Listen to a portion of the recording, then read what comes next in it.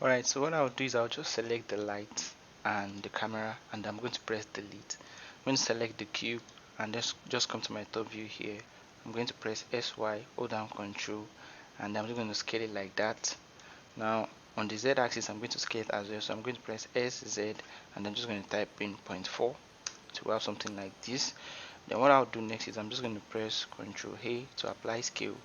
Come to your bevels, to your modifiers panel here, and what I'll do is I'm just going to type in the bevel modifier here, and I'm just going to, for the amount, just increase it to you have something you want. Then again I'm going to add in another bevel modifier, so you can increase the amount of this as well if you want. I think that is okay, something like this is good. And what I'll do is I'm just going to press Ctrl A to apply, Ctrl A to apply, which is awesome. So if we tap back into our edit mode now, what I'll do is I'm going to be adding some loop cuts here. So I'm just going to add in like 6 loop cuts here on this side, and I'm going to press Ctrl R. Then we're going to be adding like 4 to this side right here. Cool. So I'm going to press 2 to go to my edge mode. Then I'm just going to select these edges right here. Shift Alt to, not that, to select this ring of edges.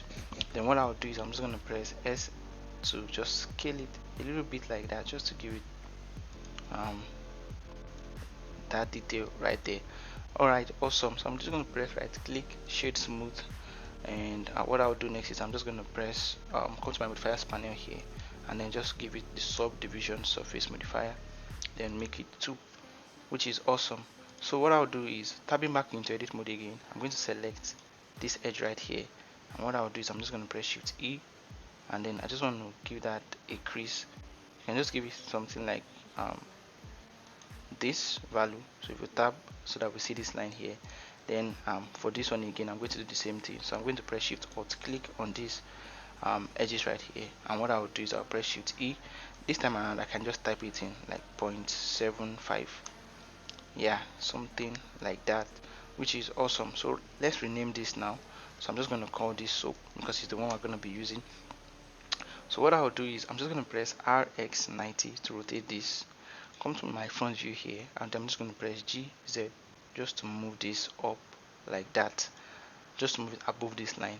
Alright, so we can add in the box that is going to house the soap now. So I'm just going to press Shift A, and we're going to be adding in a cube. Then I'm going to go to my front view again. I'm just going to press GZ to move it to this line here as well. What I'll do this time is you can just move it to the middle, then just press SZ to scale that, press GZ to bring it down. Then if we press Alt Z to go to our X-ray mode, we want to make sure that this is above that, so we have something like this. So you can see scale it down, just make sure that it's above the soap. Awesome. So if I press Alt Z to go to X-ray mode, I'm going to scale it on the Y as well. Yeah, that is okay. So we press Alt Z. Let me just come here and turn on cavities to add more depth. Alright, this is awesome. So what I'll do is let's rename this as well. So let's call this box. And if we tab into edit mode now, go to your face select by pressing 3. I just want to press X and then want to delete this face right here. So this is just going to serve like the packaging for the soap. The box is going to be opening and then the soap comes out. So what I'll do is I'm going to press 2 to go to edge mode, and I'm going to select these 2 edges right here, go to my side view, and what I'll do is I'm just going to press EZ just to extrude it like this, something like this will do. Then what I'll do is I'm just going to press SY and then just scale that on the Y axis a little bit. Then I'm going to press E again, Z, and then I'm just going to extrude up like this. You can hold down Control to do that in increment, then S, and then I'm just going to scale it on the Y again. Yeah, so we have something like this. So we're going to be using an armature to deform this. Cool. So if I come to the back here as well, what I'll do is I'm just going to press EZ, and I'm just going to extrude this up. You can hold down Control again to something like this will do. Alright, awesome. So what I want to do next now is we're going to be adding an armature. So for now, let's add our soap. Go to your front view again, just press Shift Z to go to your wireframe, and then just press Shift A, just type in armature. Awesome. So what I'll do is I'm just going to press GZ and then just move this up like this up to this line here. Yeah, and what I'll do is I'm just going to scale this down. So what we want is we want to use this armature right here to deform our mesh.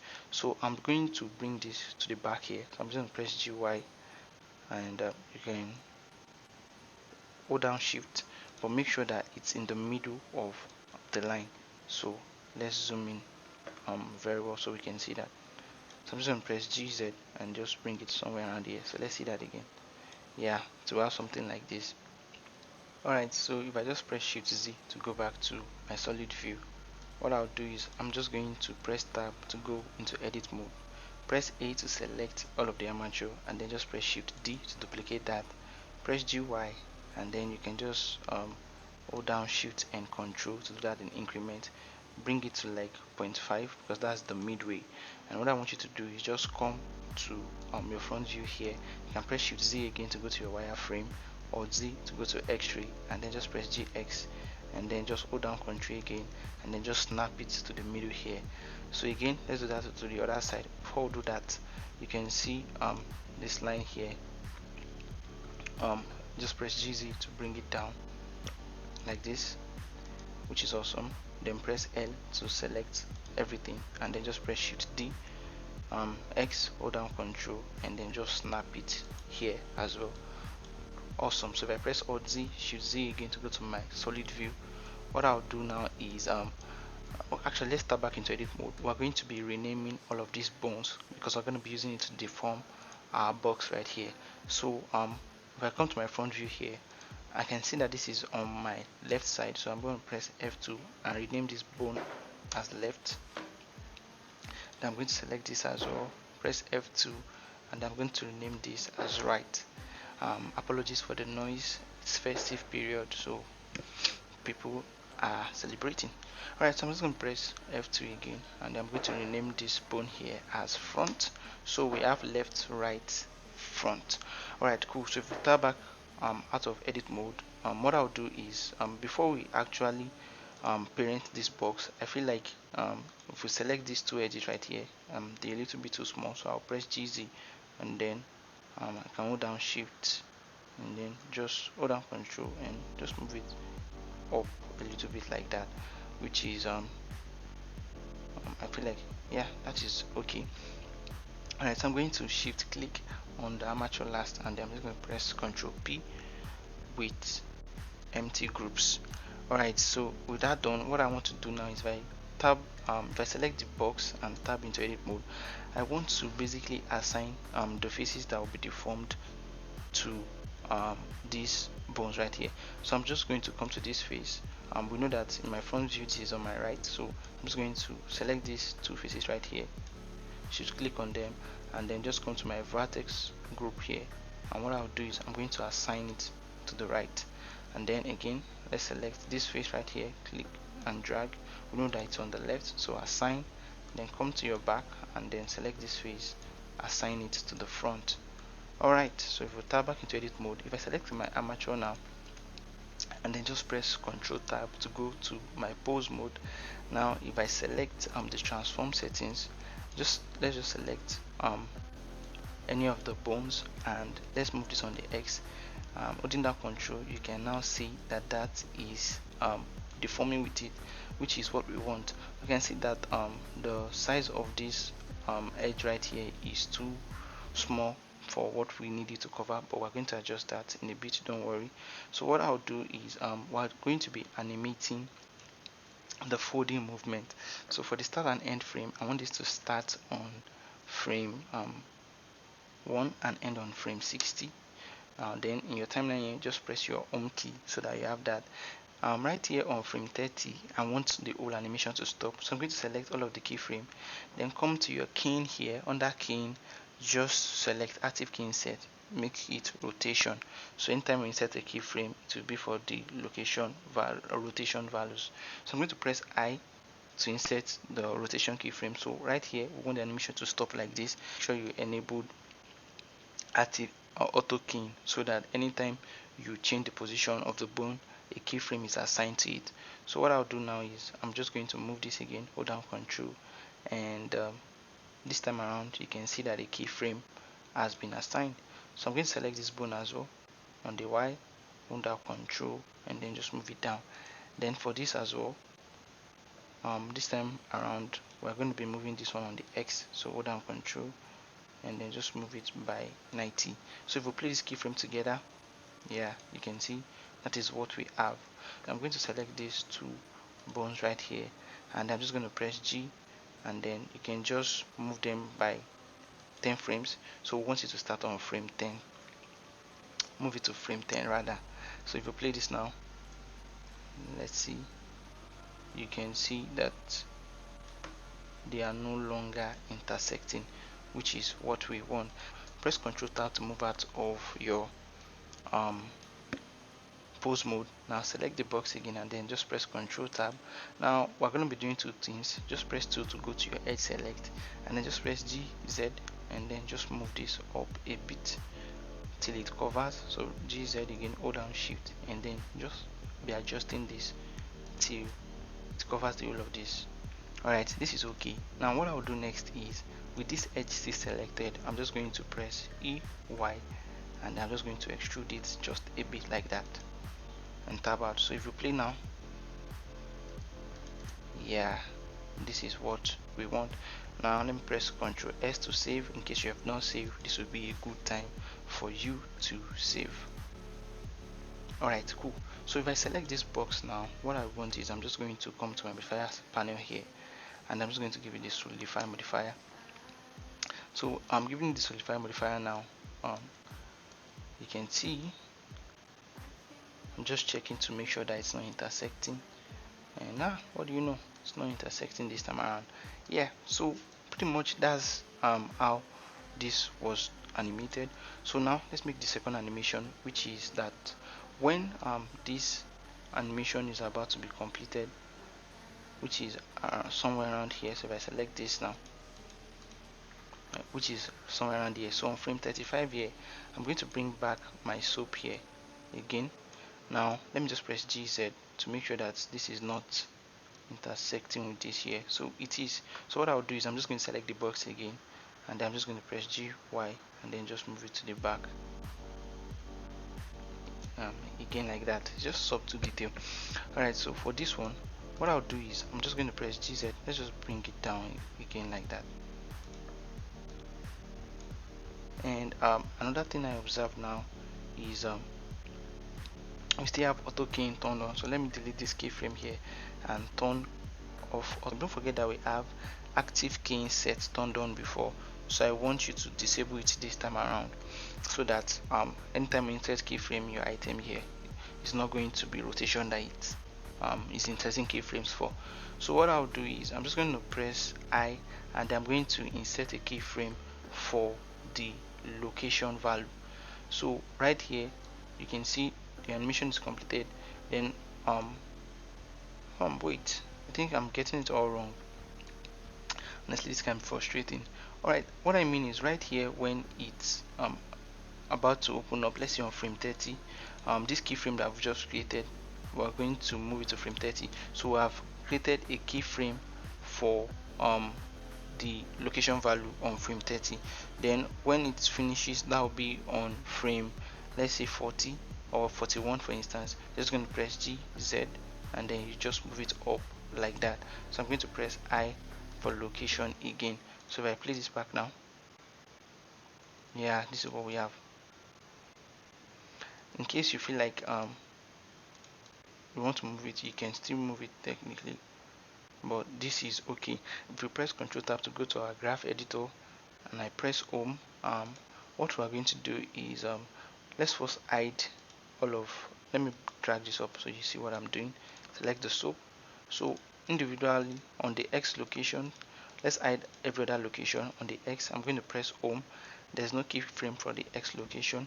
So for the Y, if I press home, we don't have as well, but for the Z location we have a keyframe. So just like I explained in the power bank tutorial, we're just going to select this undo here and then just press G. We just want it to have that movement there. So if I place now, yeah, so if you watch this again, you can just see it just popping up like that. Yeah, so we're pretty much done with animating this. Actually, let me just play that and see. A little bit of a problem. You can see that it's intersecting here, so we don't want that. So what I'll do is I'm just going to press G, press A, select all the keyframe, and I'm just going to bring it here.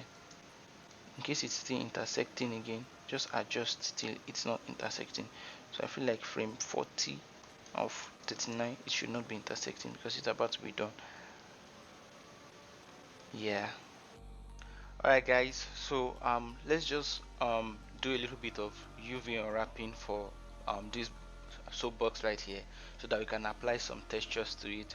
So the first thing I'll do is I'm just going to press Ctrl A to apply scale to make sure that we have a uniform scale, and then I'm just going to come to my UV editing tab right here, and what I'll do is I'm just going to press A to select the whole of the mesh, and I'm going to press U, smart UV project, and then I'm going to click OK. So with that done, you can see that it's just going to give us basically unwrap the model for us. Alright, so what I'll do is I'm going to press 3 to go to face select mode, and then I'm going to check this sign collection. So what I want is using an actual soap model here. I'm checking how they actually apply the materials or package the soap. So what I'll do is I'm going to select these sides right here. I'm going to select this, hold down shift, select this, hold down shift and select this. So for now I'm just going to press Ctrl I to invert the selection, and I'm going to press S to scale these ones down. Don't worry, I'm still going to scale it up, but for the main moment we need these ones right here. So I'm going to select these three right here now, and I'm going to press R90 to rotate by 90 degrees. Then what I'll do is, since it's at the side, you can just bring this one down for now, and just bring this one up, make sure that they align at best, and you can shift click on this, press G to grab this up as well, then select this one again, press G to grab up like that. So I'm just checking to see if they're properly aligned. Just adjust till the lines are on the same axis. So I'm going to move this along the X, yeah, something like this, and this as well, GX, yeah, and then I'm going to press GY to move it up like that. Make sure you can make sure they touch, but don't make sure they are intersecting too much, so you can leave like little gaps. Alright, so we're going to be applying textures to this area here. Also, I want textures to be applied to the bottom right here as well, so I'm going to select this, so it's right here. So what I'll do is I'll press G, and then I'll just bring it here, and I can just place it at the side of this. So what I'll do is I'll press R again, 90, and I'm going to press GY to move up, and then just press S to scale, maybe like 5 times or so, and yeah, we're pretty much good. And then for the top for these regions right here, I think we can just leave them at a uniform color. Alright, so to export this UV layout, what I want you to do is, since we know this is the front, this is the side, this is the left side. Alright, so it remains for the back, so we need to add for the back as well. So what I'll do for the back is I'm just going to select the back as well, and then just press G to bring it somewhere around here, and then R again, 90, and then I'm just going to scale it 5 times as well. So I'm just going to press G to bring it here. So this is the back, this is the front, these are the sides, and this is the bottom. Then this is for this front side right here. Alright, so to save this now, I'm just going to press A to select all of our UVs, and I'm going to go to export UV layout. Then wherever you want it to be saved, I'm just going to save this as another name. I can just call this UV box. I have it done before, as you can see, so I'm just going to click export UV layout. Alright, so with that done now, all you have to do is just open a design software like Photoshop or Illustrator or anyone other one you are using, and then we're going to be using this UV layout to apply some textures to our box right here. I explained this in the power bank tutorial part 1. If you haven't watched it, I'm going to link it in the description, please do. Alright guys, so I have my textures applied to this UV layout using Photoshop. So what I'll do now is I'll just come to image, and then I'll click open. Anywhere you have the textures applied, just open the image. Alright, so we can see that the textures have been applied to the UV layout. Now if I come to the layout, back to our object mode, and I come to this viewport shading, here. So you can see that the textures have not been applied to the layout. So to do that, what we need to do is we're just going to press Shift A, and we're going to add in an image texture node, put it right here, and press Ctrl T on it to map that out, connect this to the base color, and then in your image right here, I just want you to come here. You should see the UV texture to it. So now it should be properly set. Alright, so you can see the textures are pretty much been applied to it. So what we'll do next now is let's just go back to our object mode and start adding in other objects to our scene. Alright, so I think the first thing we need to do is determine the camera angle that we want to view this from.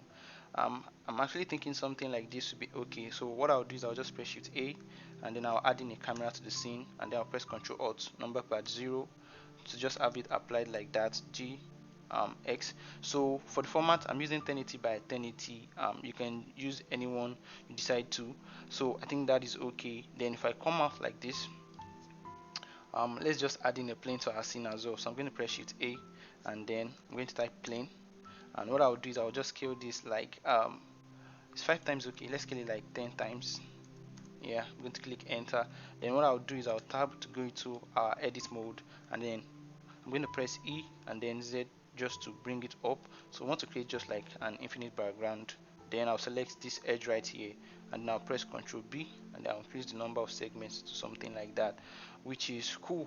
Alright, so that is great. Now what I want to do is let's just go to our main viewport shading. So I'm going to change the render engine to cycles, and then let's just look at this. So yeah, you can see we don't have any light in our scene. So what I'll do is I'm going to press Shift A, and then we're going to be adding in an area light, and then I'm just going to press GZ to grab that up like this. Now you can increase the size if you want, and then for the power I'm just going to give it something like 50 watts, which is okay. Then I'm just going to press GY to move this to the back, and then RY or RX rather, and I'm just going to rotate it just something like that. Alright, so let's add in another light. So what I'll do is I'll press Shift A, and then I'm going to add in another light. So I'm just going to come to light here, and then area again, GZ to bring it up, increase the scale as well, GY to move it along here. You can just press G, and then we want it to be pointed towards direction, so I'm just going to press RR to trackball that. Something like this will do. And then for the power, you can just use something like 500 watts, which is okay. Now select the plane. You can see that it's not smooth shaded, so I'm just going to right click, shade smooth, so we have something like that. Alright, so if we go back to our viewport shading, this is what we have. So I think like we can scale the plane a bit just like that. So far this is what we have. So let's give the plane its own material as well. So I'm going to click a new material, and then for the base color you can use anything you want. I feel like white is okay. You can actually use white. So I'll turn the roughness to 1, and yeah, there you go. Alright, so I feel like we need to add in one more extra light. So let's go back to our object mode, press Shift D again to duplicate this, and then I'll move it along the X axis, and I'll just press RR again just to trackball it to that. Alright, so let me see that. Alright, cool. So I can move this down a bit, and then RX just to move it on the X axis, and then I'll reduce the size as well. For the power, I can make this something like 300 watts instead. So let's check that out now. So let me just select my camera, my viewport display. Let me turn the passepartout value to 1 so we can save time. Alright, so this is what we have, which is not bad to be fair, but I kind of feel like the white is not quite good. So let me just look for maybe another color. Let's see if we use something like blue. Yeah, that's not bad at all. Yeah, I feel like blue is okay. I feel like blue is very okay to use. So this is just the setup I'll use, nothing more. And then if we play the animation, let's see that, and it opens up, and then just pops. Alright, cool. So that's pretty much the light setup. So for the camera, let me just come out of this view here. We're just going to be making some adjustments. So for the focal length, we're going to be using something like 135. We just want something like that. And if I look through now, you can see we've gone way too close. So I'm going to press G Z Z, and then I'm just going to move my mouse out. Something like this will do. Alright, that is nice. And also I'm just going to press shift A to add in an empty. I'm going to add in a UV sphere, and I'm going to press GZ to move this up, and I'm just going to increase the size. So this is going to serve as the depth of field for our camera. So if I come back to my camera settings here, I'm going to select depth of field, and I'm just going to select the empty, just going to give you that focus look. Now another thing I would just like to do, just to add in a little bit of more light, is if I just let me just drag this one up like this, and then I'm going to change this to shader editor. So even though it's small, let me drag this up, and then I'm going to change this from objects to word. So what I'll do is let's just add in an HDRI to our scene to make this even much better. So what I'll do is I'm going to press shift A, and then I'm going to be adding an environment texture. I'm going to bring it here, and I'm going to connect it to this. Now if you have been following this channel for a while now, you know I've been talking about using HDRI, which is abandoned slipway, that you can get on HDRI Haven. So I have it somewhere here. So yeah, this HDRI abandoned slipway, you can get it on HDRI Haven. So I'm just going to click open.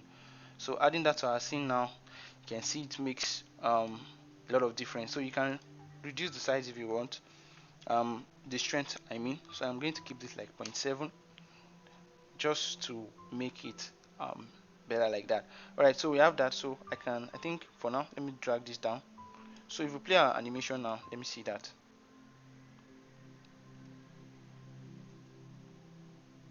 Yeah, that is okay.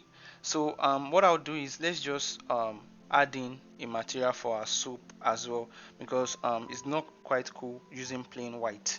Alright, so what I'll just do is let's see, drag this up a bit. So let's go back to our object. With the soap selected, I'm just going to press home. It's set to white by default for the material. So what I'll just do is I'm just going to first, let's press shift A and add in like a noise texture. I'm going to be plugging this to the base color. So right here, so we can see that better, I'm going to press shift A and add in a mix color node in between here, and then I'm going to plug this to A for the FAC, and then for this one I'm going to plug it to the base color. And for this color right here, I'm going to make it, let's say, like blue. So let's make it blue, and then I'm going to change the mix to multiply instead. Yeah, so we have something like that. So if I press Control Shift click on this noise texture, you can see this is the texture here. So the scale is too small, so let's increase the scale to something like let's say 500, to have something like that. And then I'm just going to select this principled node and press Ctrl Shift click again, back to what we have. Then for the FAC, I want it to be towards this B, so I'm going to increase the B value, and then for the value of this, I'm going to increase it up a bit like that. Yeah, I feel like this is okay. So let's see that. Yeah, not bad at all. Alright, so the next thing I'm just going to do is, for the roughness, let's just reduce it down to like something like 0.4, make it a little bit reflective. And then let's add in also a bump node. So what I'll do is, let's drag this up again. In between here, I'm going to press shift A, and then we're going to add in bump. Just type bump, and then I'm going to plug this to the normal input here on this principal node. Alright, so what I'll do now is I'm just going to take the FAC value of this noise texture and plug that into the strength, and pretty much that is it. Right, so if I drag this down now, we're pretty much done with lighting our scene and then doing the animation. Alright, so just a quick one. If I go back to our object mode, I want to ensure that the box is actually not showing through the plane. This is what I'm saying. So I'm just going to select that plane, something like that. I'm going to select the plane, and then I'm just going to press GZ, and I'm going to move it down till it covers everything. Yeah, something like that is okay. So I just want to ensure that that is done. Alright, so pretty much that is everything about the tutorial. So for the render settings, I'm rendering in cycles, and then for the number of samples, you can leave it at 200.